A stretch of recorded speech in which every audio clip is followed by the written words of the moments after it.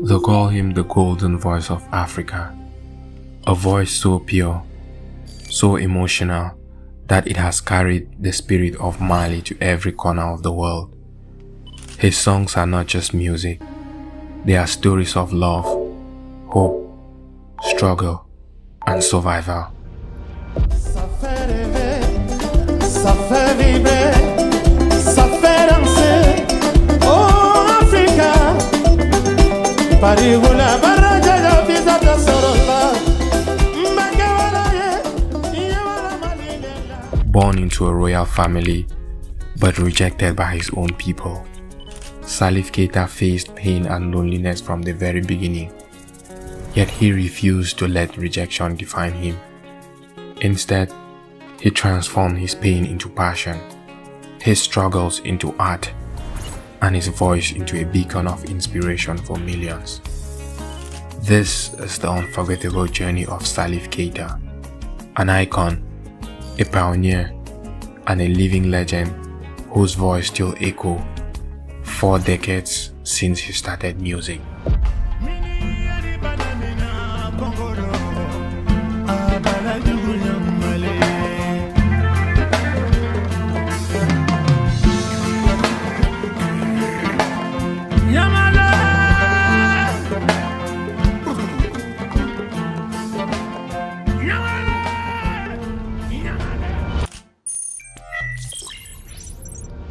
Salif Keïta was born on August 25, 1949, in the village of Joliba, on the banks of the Niger River.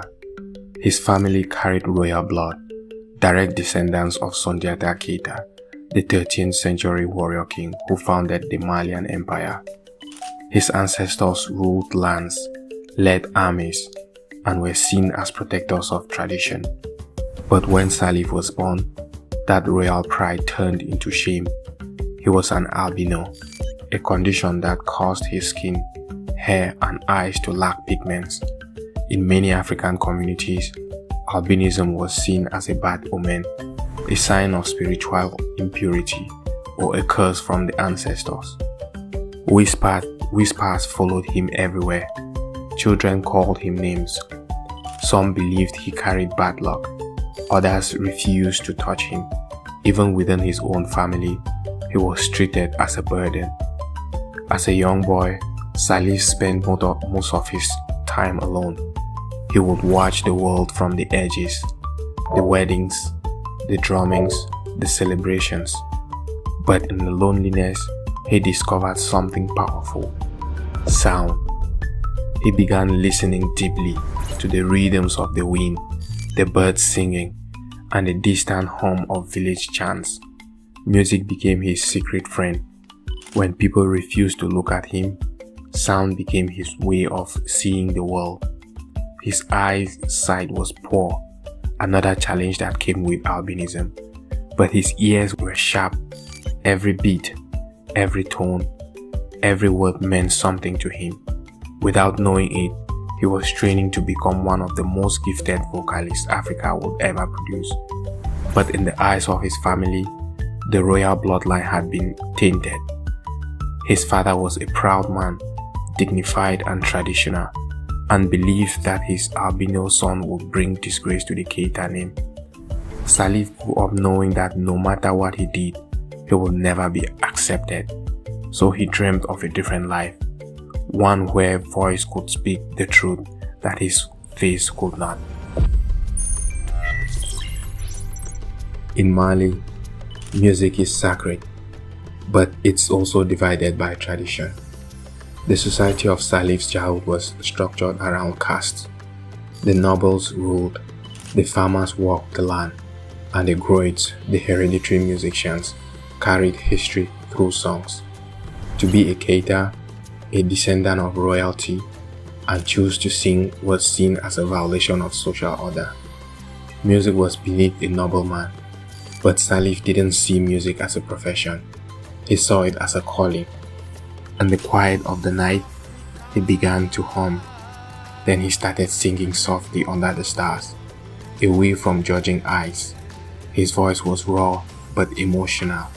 People who heard him were stunned, not just by his tone, but by the pain he lived inside him. Salif found inspiration from beyond Mali. On his small transistor radio, he heard Ray Charles, Otis Redding, James Brown, and Miriam Makeba. He couldn't see them, but he felt their freedom, their power to speak truth through melody. He realized something profound. If Ray Charles could sing the blues despite his blindness, maybe he, Salif Keïta, the outcast prince, could sing away his pain too. When he began performing publicly in Bamako, his family was horrified. His father forbade it, but the young Salif refused to stop. In his own words, he said, "Music saved my life." In 1967, with nothing but hope, Salif left Joliba and moved to Bamako, the capital. It was a bold move, like jumping into a river without knowing how to swim. But in that leap, his destiny began.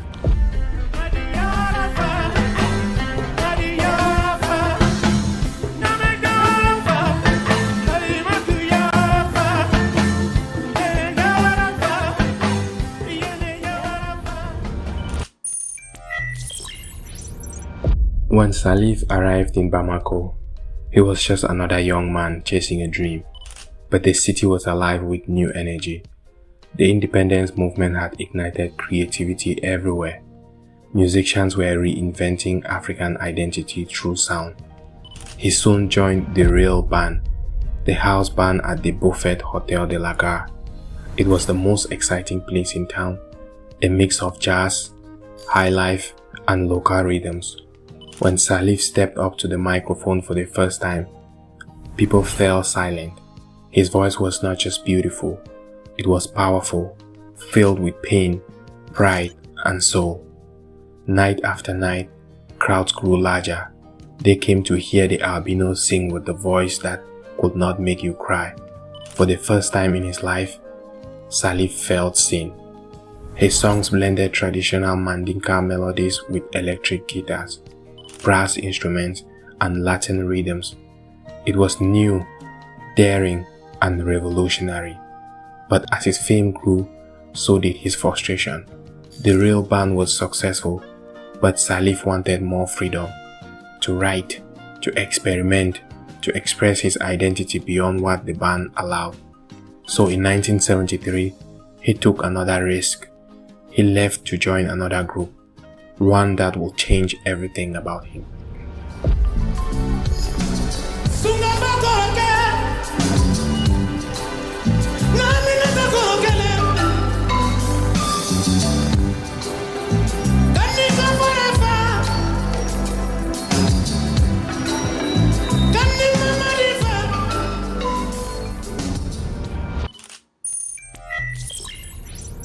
In 1973, Salif joined the Ambassadeurs de Motel de Bamako, later known as les Ambassadeurs Internationaux.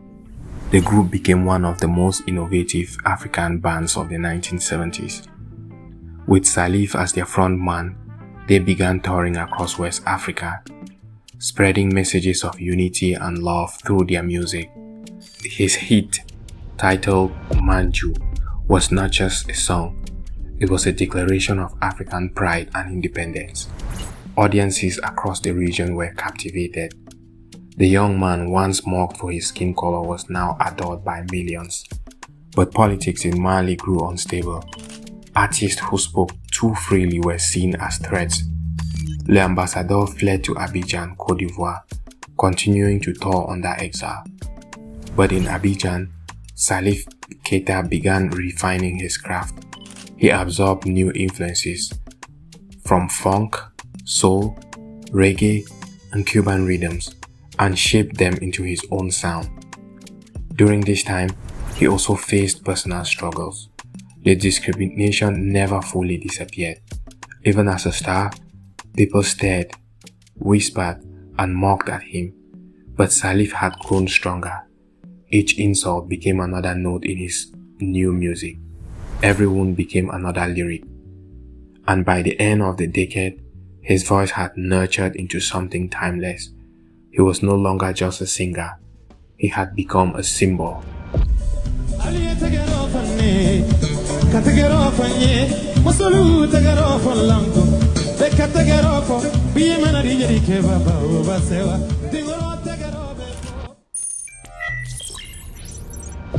In the early 1980s, Salif Keïta made a bold decision that would change his life forever.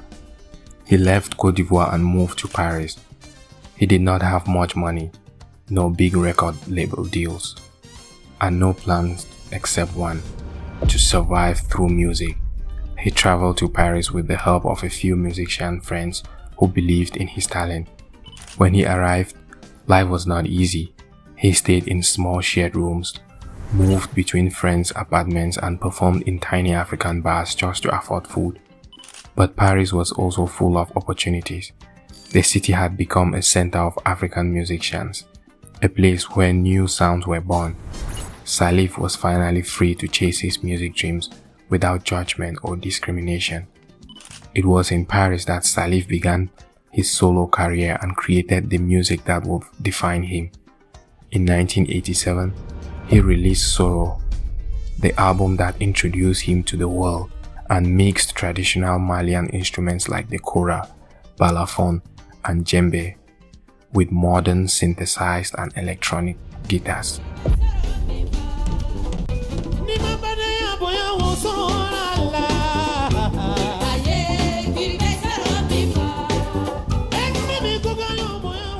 The result was a powerful new sound, African yet modern. The songs were full of emotions and truth. In Sina, Salif spoke directly to his father, expressing years of pain from being rejected because of his albinism. Soareba encouraged people to never lose hope, no matter how hard life gets. The word sorrow means forgiveness, and the album was his way of healing from his past. Soro became a massive success across Africa and Europe, and critics called it a masterpiece. The world finally saw Salif Keïta not just as a singer, as a voice of Africa. He taught the world, won international respect, and became a true musical ambassador. Yet through it all, Salif never forgot his purpose. He sang for people who felt different, the ones who were never accepted, just like him.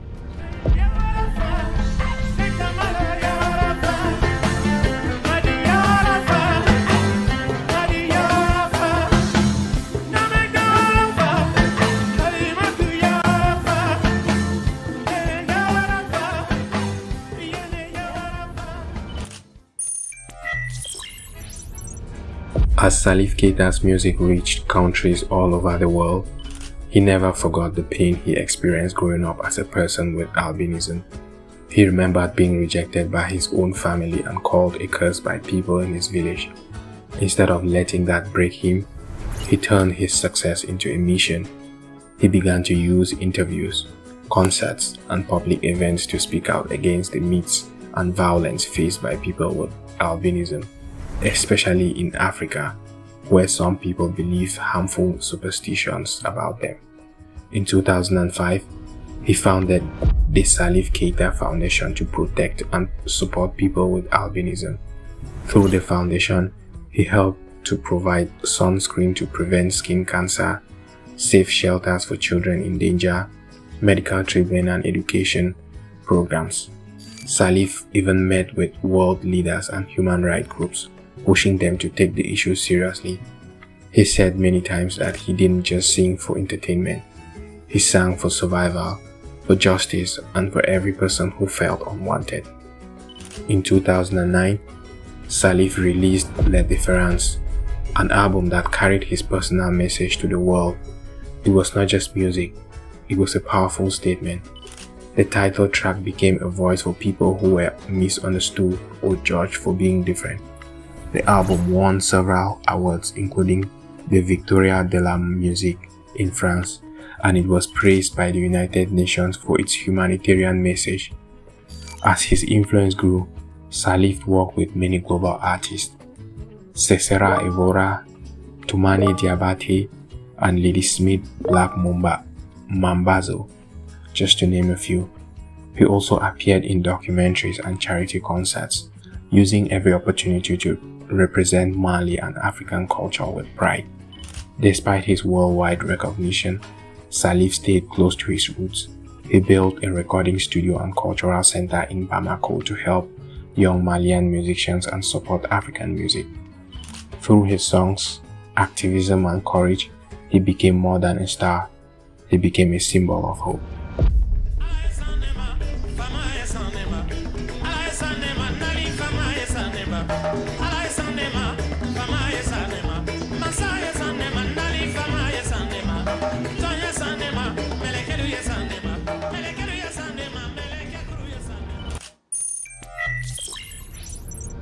Salif Keïta's music carried Africa's heartbeat to the world. When he released Soro in 1987, it was more than an album, it was a revolution. It blended traditional Malian instruments like the kora and balafon with modern electronic sounds, proving African music could be both authentic and global. Soro opened doors that had long been closed to African artists, and suddenly, Salif's name became synonymous with the rise of world music. Through his success, he gave Africa a new musical identity, one that was confident, modern, and deeply proud of its roots. As his fame spread, Salif became a sought-after collaborator. He worked with world-renowned artists like Carlos Santana, Wayne Shorter, Youssoundo, Cesera Evora, and Angelique Kidjo, uniting African rhythms with jazz, Latin, and pop influences. These collaborations were not just artistic choices, they were bridges between cultures. His voice, raw and emotional, could melt into any genre, yet still carry the unmistakable spirit of Mali. Beyond music, Salif used his global platform to raise awareness about social issues, especially discrimination against people with albinism. His 2009 album, titled La Différence, boldly addressed these struggles, sending a message of acceptance and dignity.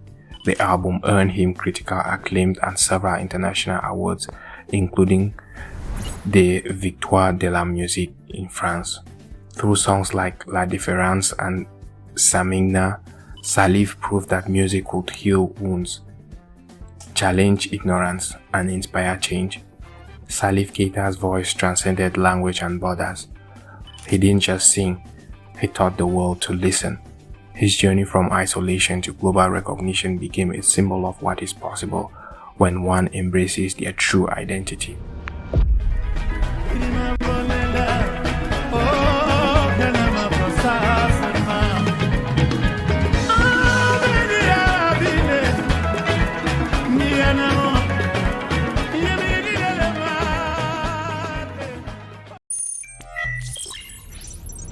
From his early days in Mali to stages across the world, Salif Keïta has lived a life defined by resilience, artistry, and an unyielding voice.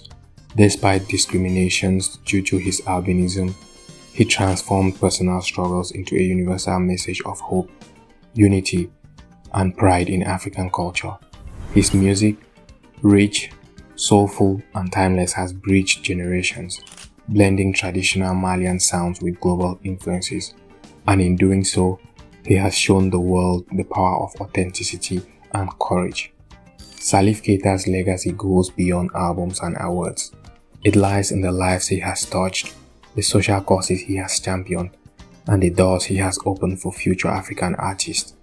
He remains a symbol of perseverance, creativity, and cultural pride, reminding us that music is not only entertaining, but a force for change. As his melodies continues to echo across the continents, Salif Keïta's story endures, a testament to the transformative power of talent, heart, and unwavering dedication. If you like content like this, please don't forget to like, share, and leave a comment. Thanks for watching, and see you on the next.